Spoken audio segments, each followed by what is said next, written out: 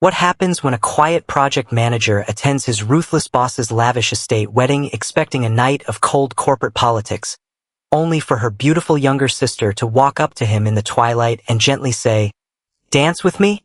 Stepping away from the superficial crowd, they share an intimate moment beneath an ancient oak tree that sparks a quiet revolution in both their lives. Tonight, an unexpected second chance will test his career loyalty, break a powerful executive's tight grip, and prove that true success lies not in ambition, but in having the courage to follow your heart. Before we immerse ourselves in this moving story of quiet integrity, unexpected romance, and the courage it takes to break free from a golden cage, please take a moment to subscribe to our channel, tap the notification bell, and drop a comment below letting us know where in the world you are tuning in from today. Your support helps us share stories that remind us all of the power of staying true to ourselves. Now let us begin. The late September air along the Hudson Valley carried a sharp autumn crispness, filled with the rich, unmistakable scent of damp earth, fallen pine needles, and burning cedar smoke from distant mountain hearths.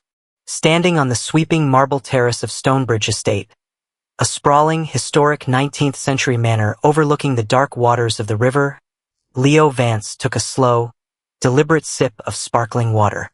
At 31, Leo was the senior project director for Ross Architecture and Design, a premier Manhattan firm known across the eastern seaboard for high-end glass towers, luxury penthouses, and multi-million-dollar. Leo wore a clean, dark charcoal wool suit that fit his broad shoulders well, though he felt entirely out of place amidst the ostentatious wealth surrounding him.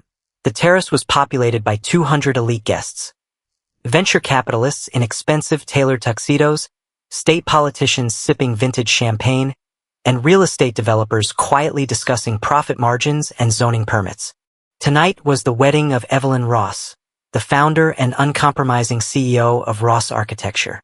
Evelyn was 39, a woman whose name struck terror and awe in equal measure throughout the architectural world.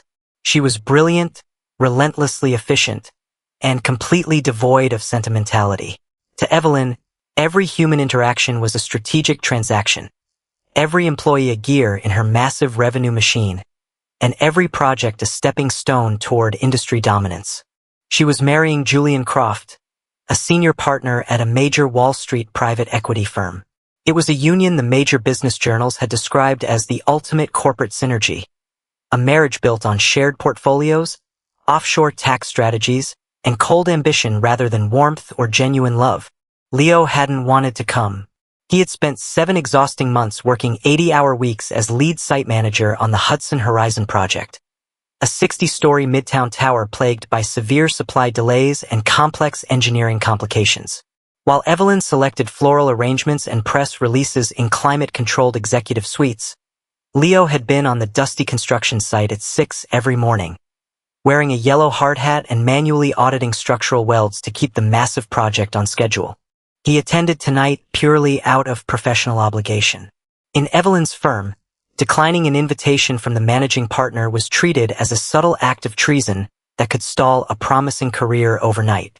From across the manicured lawn, a swing orchestra echoed off heavy stone pillars. Under a glass pavilion draped in white silk, guests laughed politely, sipping champagne and exchanging embossed business cards. Leo stepped off the terrace, seeking a moment of quiet away from the artificial noise. He walked down a gravel pathway winding through terrace gardens, steering clear of roving event photographers and networking executives.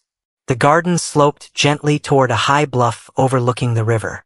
In the center stood a massive, 300-year-old white oak tree, its broad branches spreading like a dark, protective canopy against the dusk sky. The air here was remarkably quiet, save for the distant rustle of dry leaves and the soft murmur of the river below. Leo leaned against the rough bark of the oak, taking a deep, restorative breath. He unbuttoned his collar, loosening his dark silk tie, feeling the heavy exhaustion of the past 7 months settling deep into his bones. He genuinely loved architecture, the art of shaping light, natural wood, and structural steel into functional spaces where people actually lived and breathed. But over 3 years under Evelyn's tight grip, he felt less like an architect and more like an overseer of gilded cages. If you stand out here much longer, my sister will draft an invoice for the shadow you're casting on her grass. Leo turned his head sharply. Stepping out from behind the sweeping lower branches was a woman he had not seen inside the brightly lit pavilion. She stood in the warm amber glow of the low garden lights, looking entirely disconnected from the cold luxury and rigid posturing behind them. Her name was Clara Ross. At 27, Clara was Evelyn's younger sister, but the resemblance ended at their hazel eyes.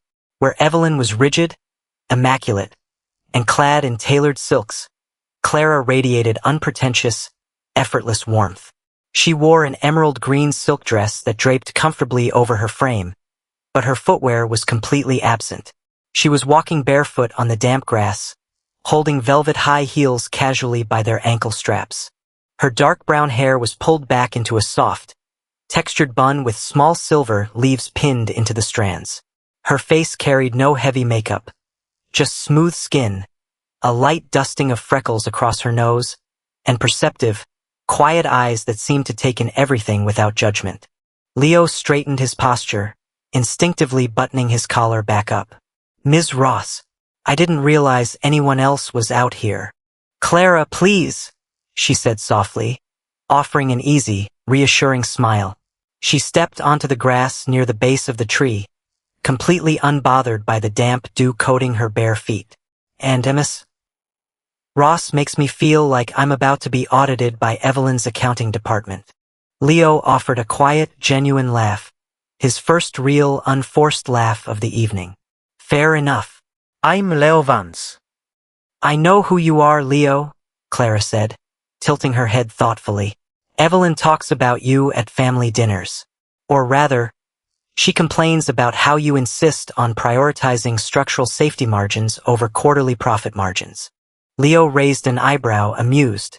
I consider structural safety an important part of building 60-story towers. So do the people living inside them, Clara smiled softly.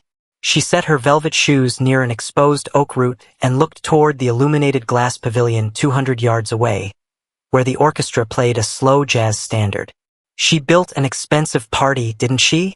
It's impressive, Leo offered politely, guarding his words. It's a trade show, Clara corrected gently, her tone completely devoid of bitterness. 200 guests, for PR firms, 3 news outlets, and not a single person in that room who isn't calculating what they can extract from someone else. She looked back at Leo, her hazel eyes locked onto his with an intensity that made his pulse jump. She noticed the faint dark circles beneath his gray eyes, the calluses on his hands, and the grounded posture that set him apart from the bankers and lawyers on the terrace. You don't belong in that room either, do you? She asked softly. Leo looked out toward the dark, wide Hudson River. I used to think I did. When I joined the firm 4 years ago, I thought building the biggest, most expensive structures was the ultimate goal. But lately, it feels like building glass boxes for people who never look out the window. Clara stared at him for a quiet moment. The distant piano music drifted through the autumn air, carrying a soft, captivating rhythm across the lawn.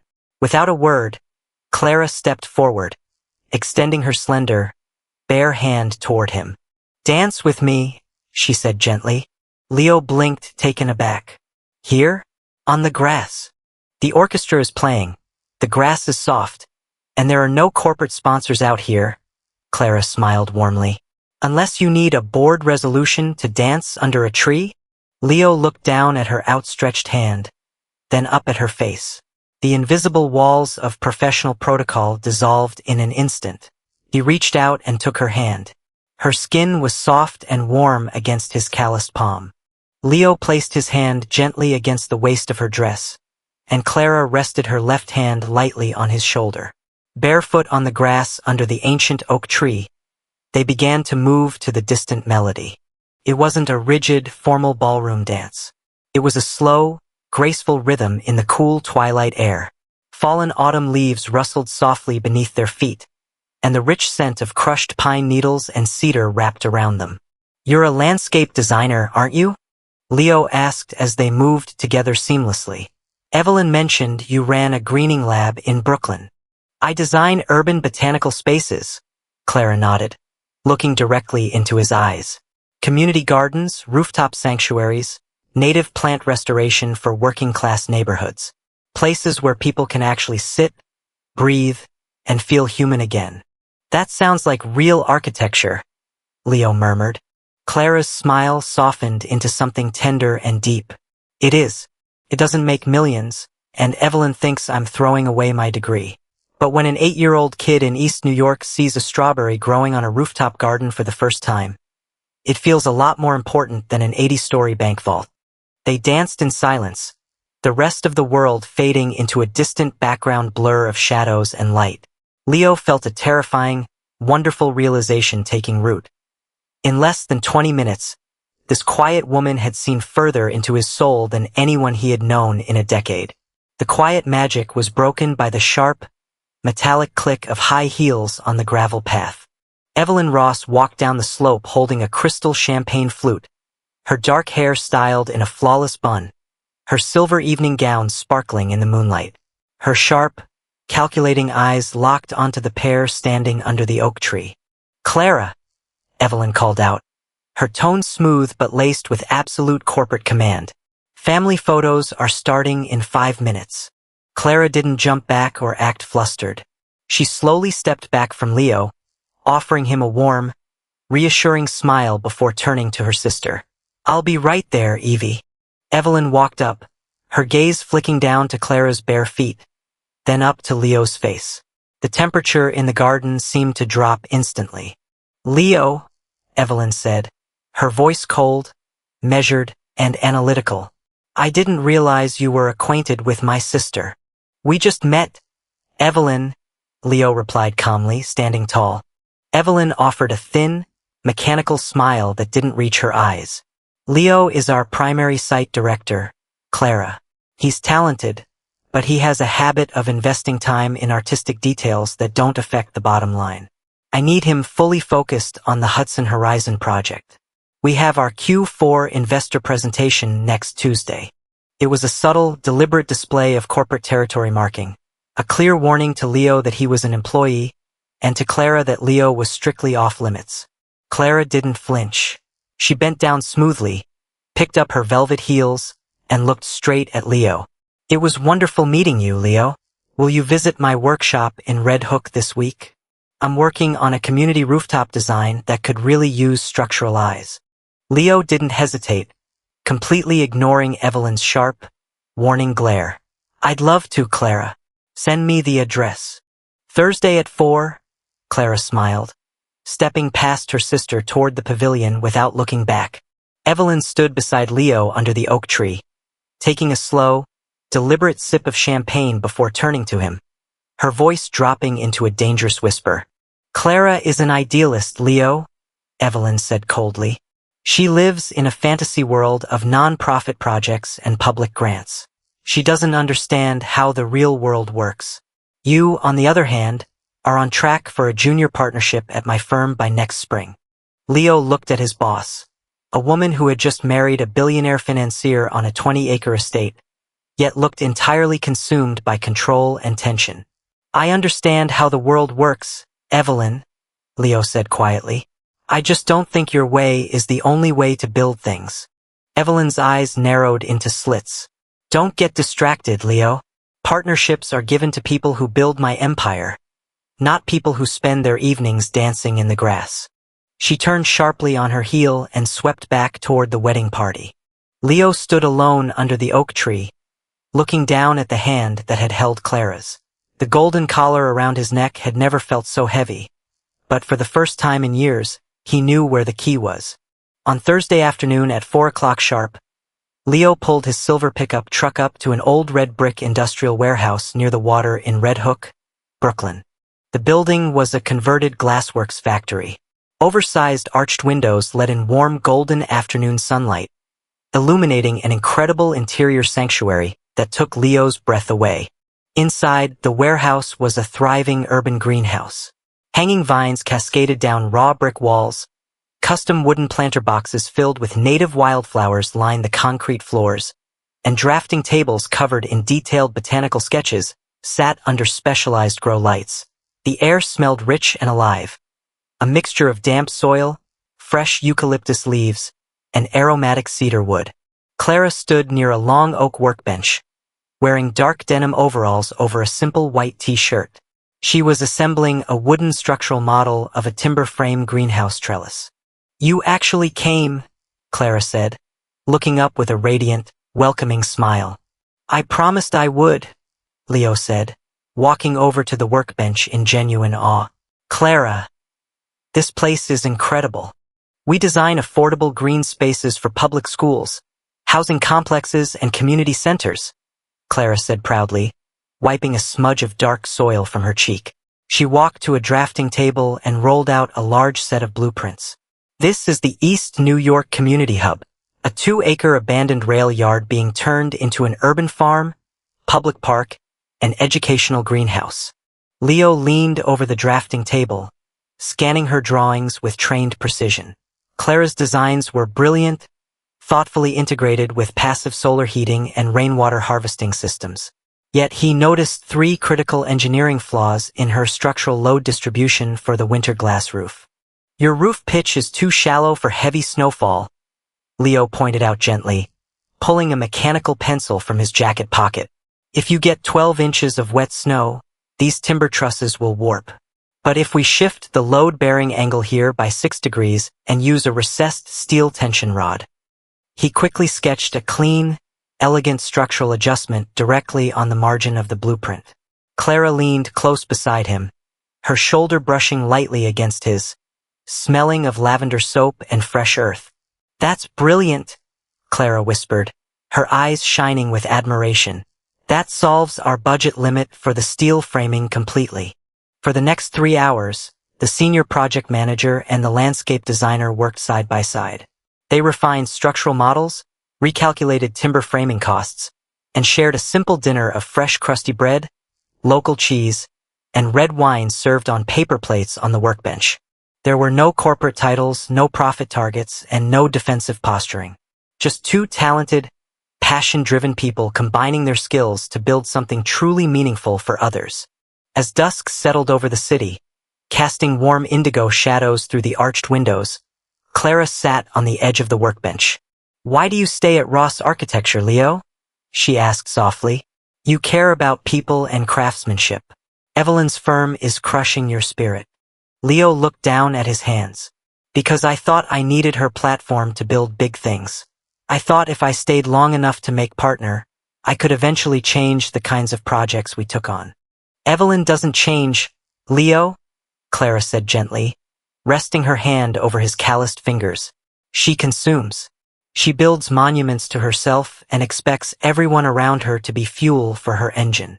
She looked straight into his eyes. "You don't belong in her world. You belong in a world where what you build actually matters." Leo looked at Clara, at her radiant hazel eyes and the living sanctuary she had built with her own hands. He realized in that quiet moment that he was falling deeply and irrevocably in love with her. On Monday morning at 8 o'clock, the storm arrived. Leo stood in Evelyn Ross's executive office on the 62nd floor of Ross Architecture headquarters. Evelyn sat behind her massive obsidian desk, her face contorted in cold fury. On her monitor was a modified permit application Leo had submitted on Friday afternoon. "What is this, Leo?" Evelyn demanded, her voice deceptively low and dangerous. "It's a revised structural clearance for the Hudson Horizon Tower," Leo replied calmly. "I adjusted the foundation drainage grid to preserve a half-acre pocket of public parkland on the south corner of the lot, rather than paving it over for private executive parking. That executive parking grid was a key selling point for our lead financial tenant. Who gave you authorization to alter my site plans?" The city planning board praised the green space inclusion.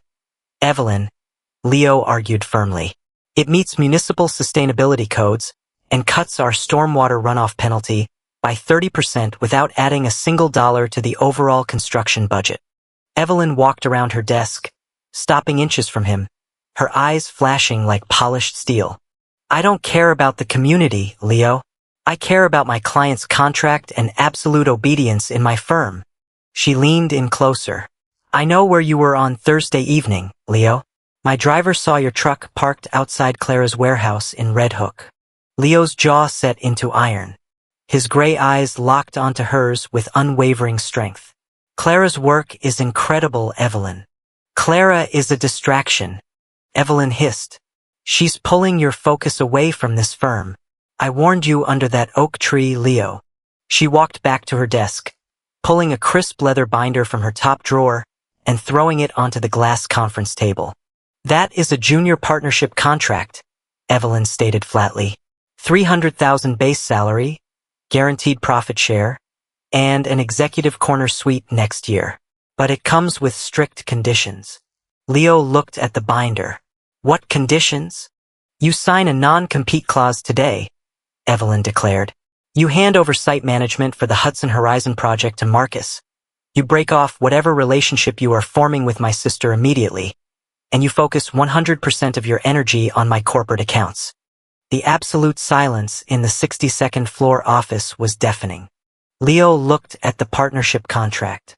For years ago, that document would have been his ultimate dream. Then he closed his eyes. He remembered the superficial wedding party at Stonebridge Estate. He remembered Evelyn's transactional marriage. He remembered the soul-crushing weight of building glass boxes for people who never looked out the window. And then he remembered Clara.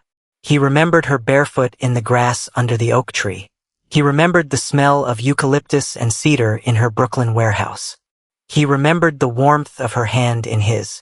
Leo opened his eyes. The tension and fear vanished completely, replaced by crystal-clear serenity.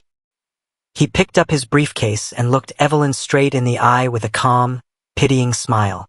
Keep the partnership, Evelyn, Leo said quietly. Evelyn froze. What? I resign, Leo stated, his voice ringing with absolute certainty. Effective immediately. You're making a catastrophic mistake.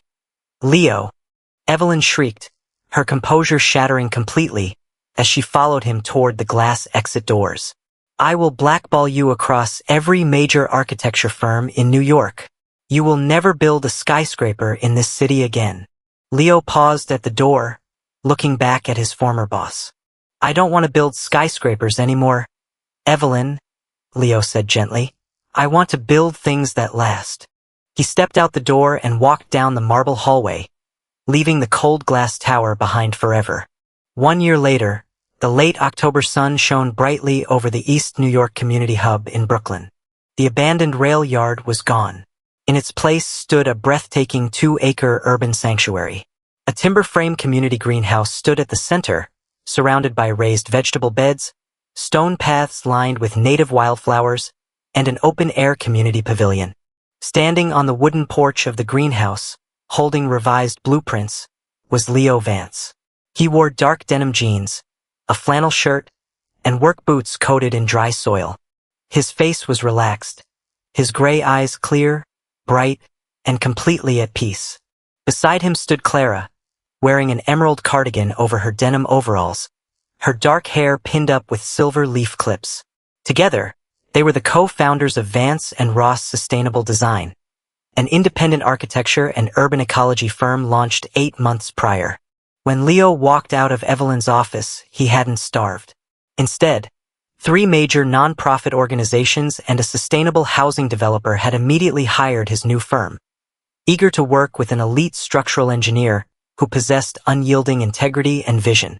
The roof tension rods held perfectly during yesterday's rainstorm, Leo smiled, wrapping his arm around Clara's waist. I never doubted your statics for a second, partner, Clara teased, leaning her head comfortably against his shoulder. A sleek black luxury town car pulled up to the curb near the main entrance of the park. The rear tinted window rolled down slightly. Sitting in the back seat was Evelyn Ross. Over the past year, Evelyn's firm had suffered severe public setbacks. After Leo's resignation, 2 junior project managers made severe structural blunders on the Hudson Horizon project, resulting in costly municipal delays and a massive PR nightmare. Evelyn looked older, her face strained, taking in the thriving, vibrant community park before her. She looked at Leo and Clara standing on the porch, smiling, holding each other tightly, surrounded by life, purpose, and genuine connection. Evelyn didn't step out of the car. She offered no apologies, and Leo sought no revenge.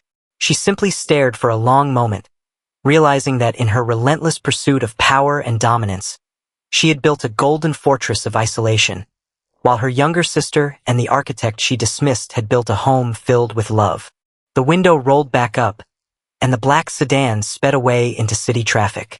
Clara looked up at Leo with deep affection. "Did you ever regret walking away from the partnership, Leo?" Leo turned his face down, cupping her cheeks softly with his rough, calloused hand. "I didn't walk away from anything, Clara," Leo whispered, kissing her gently under the bright autumn sunlight. "I walked toward everything that mattered." They stood together on the porch of the greenhouse they had built with their own hands, holding each other tightly as the autumn breeze rustled through the wildflower pastures. Two brave souls who found the courage to step off the cold marble terrace and build a life of absolute truth, beauty, and love.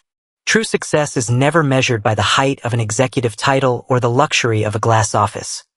It is forged through the quiet integrity of staying true to your values and having the courage to build a life that truly matters. Leo spent years trapped in a golden cage, but Clara showed him that the bravest step a man can take is stepping off the marble terrace and into the light of authentic love. Thank you so much for joining us for this moving story today. If Leo and Clara's journey touched your heart, please like this video, subscribe to our channel, and turn on the notification bell so you never miss an uplifting story. We would love to hear your thoughts in the comments below. Have you ever had to make a tough choice between professional security and staying true to your personal values? Take care of yourselves, stay true to your heart, and we will see you in the next story.